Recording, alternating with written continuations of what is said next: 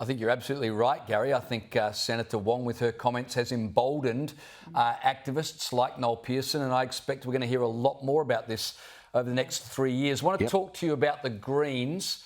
They lost 3 of their 4 lower house seats last week, including that of leader Adam Bant. Gary, it seems to me the Greens only have a future if they return to focusing on environmental issues. What chance that's going to happen?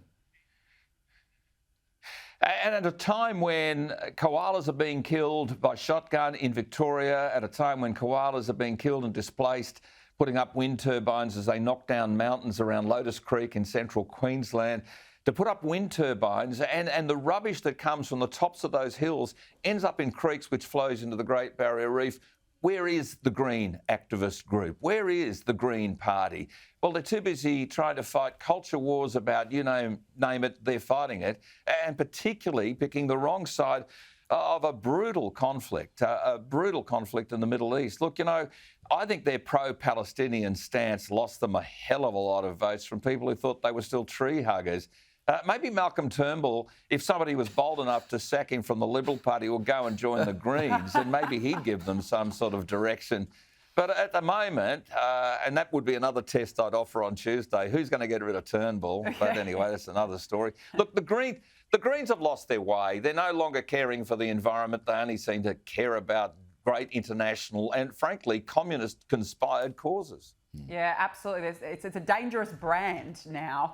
Look, we want to ask you about this, Gary. Parents at a private Catholic school in South Australia have voiced their anger after a transgender student broke a number of records competing against girls at a recent sports day. I mean, this student is 13 years old, would you believe?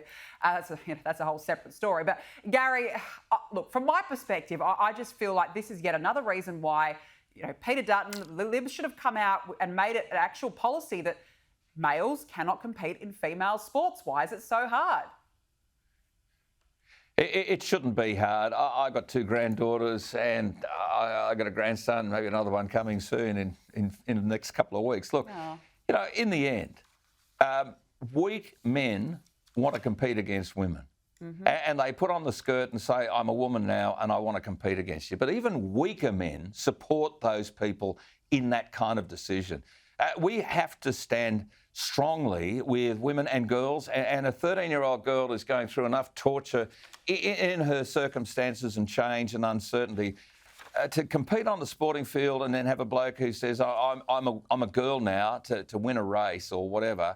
I think it's disgusting, and somebody's got to stand firmly on the side of women and girls, and real men will, but weak men won't. It's pretty simple. Perhaps that's another question that could be asked to the leadership contenders on Tuesday, Gary. Appreciate you joining us tonight. Thanks so much.